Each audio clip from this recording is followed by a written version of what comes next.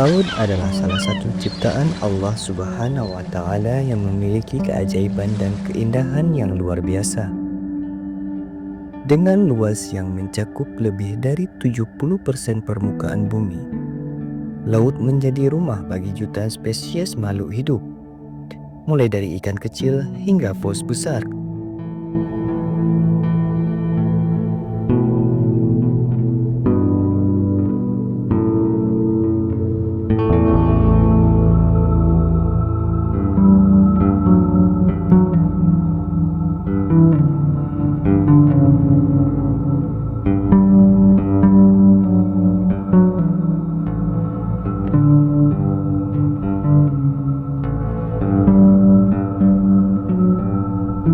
Hewan laut yang hidup di dalamnya memiliki peran penting, baik bagi ekosistem maupun kehidupan manusia.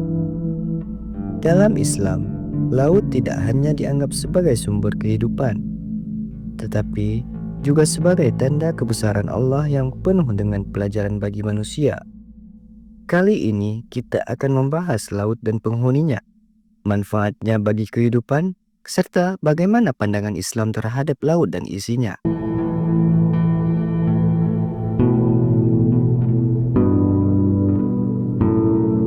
Dalam Al-Quran, laut disebutkan sebagai bukti kekuasaan Allah Subhanahu wa Ta'ala yang luar biasa.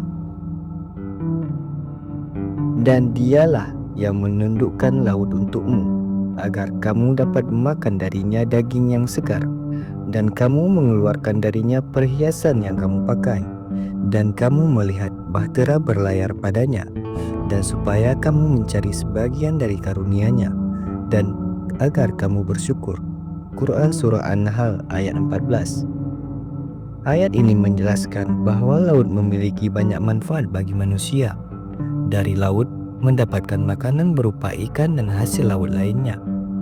Selain itu, laut menyediakan barang berharga seperti mutiara yang digunakan sebagai perhiasan. Kapal-kapal yang berlayar di atas laut memungkinkan manusia untuk berdagang dan berpergian, sehingga mempercepat hubungan antara manusia di berbagai tempat.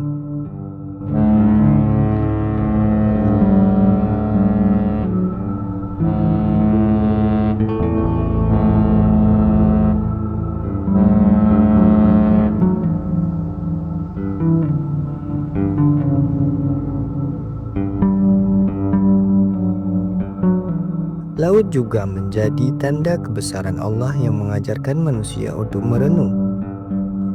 Dalam Quran Surah Asy-Syura ayat 32, Allah berfirman, "Dan di antara tanda-tanda kebesarannya ialah kapal-kapal yang berlayar di laut seperti gunung-gunung." Ayat ini menggambarkan bagaimana laut yang luas dan alam adalah salah satu ciptaan Allah yang harus kita syukuri.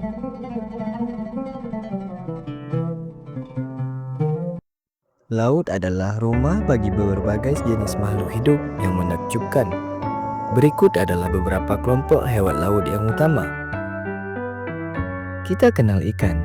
Ikan adalah salah satu sumber protein utama bagi manusia. Contohnya adalah ikan tuna, salmon, dan sarden. Selain itu, ikan juga menghasilkan minyak ikan yang bermanfaat untuk kesehatan, terutama bagi jantung dan otak. Selain ikan, mamalia laut, hewan seperti paus, lumba-lumba, dan anjing laut termasuk dalam kelompok ini. Mamalia laut tidak hanya menarik untuk dipelajari, tapi juga memiliki peran penting dalam ekosistemnya. Misalnya, paus membantu menyuburkan plankton yang menjadi makanan ikan kecil.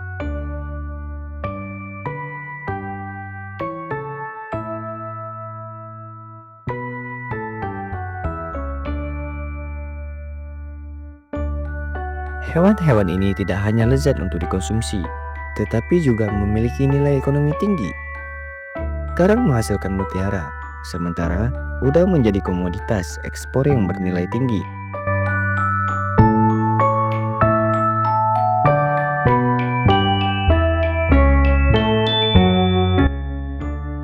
Meski kecil dan hanya terlihat di bawah mikroskop, plankton adalah bagian penting dari rantai makanan di laut.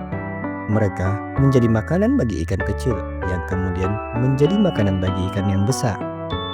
Itulah makhluk hidup laut. Meskipun terumbu karang bukan hewan, mereka menjadi tempat tinggal bagi berbagai jenis ikan dan makhluk laut lainnya. Terumbu karang juga melindungi pantai dari abrasi. Islam memberikan pedoman yang jelas mengenai hewan laut yang diboleh dimakan. Dalam Quran Surah Al-Ma'idah ayat 96, Allah berfirman, "Dihalalkan bagimu binatang buruan laut dan makanan yang berasal dari laut sebagai makanan yang lezat bagimu." Sementara itu, hadis Rasulullah SAW juga menjelaskan, dihalalkan bagi kita 2 bangkai dan 2 darah. Adapun 2 bangkai itu adalah ikan dan belalang, sedangkan 2 darah adalah hati dan limpah. Hadis riwayat Ahmad Ibnu Majah. Dari ayat dan hadis ini mayoritas ulama sepakat bahwa semua hewan yang hidup sepenuhnya di air adalah halal untuk dimakan. Ini termasuk ikan, udang, cumi-cumi dan sebagainya.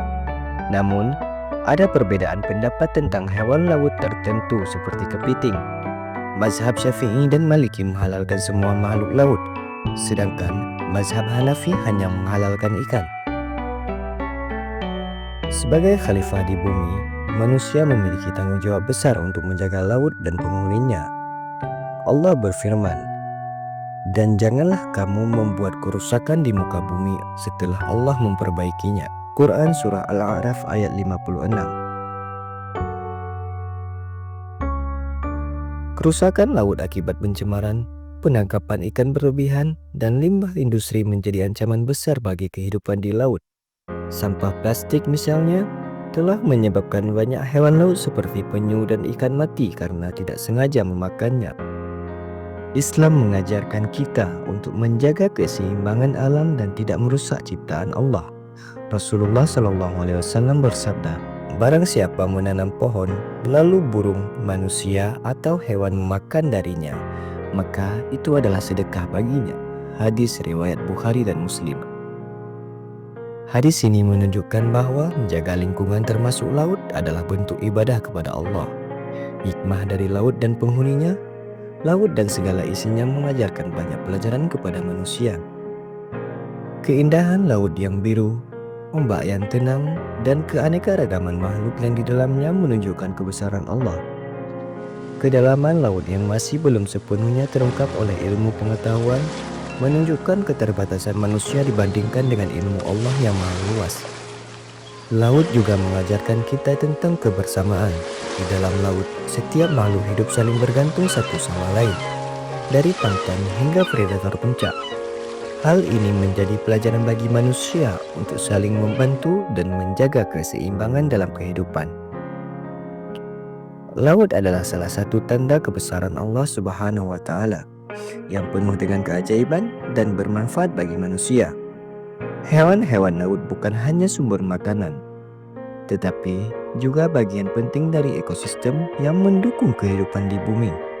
Dalam Islam, manusia diajarkan memanfaatkan laut dengan bijak, menjaga kelestariannya, dan selalu bersyukur atas nikmat yang Allah berikan. Dengan menjaga laut, kita tidak hanya menjaga kehidupan makhluk di dalamnya, tetapi juga melaksanakan amanah sebagai khalifah di bumi. Semoga kita selalu menjadi hamba yang bersyukur dan bertanggung jawab. Demikian video saya. Terima kasih yang sudah nonton video saya sampai akhir. Jangan lupa like, share, dan subscribe. Sampai jumpa di video menakjubkan berikutnya.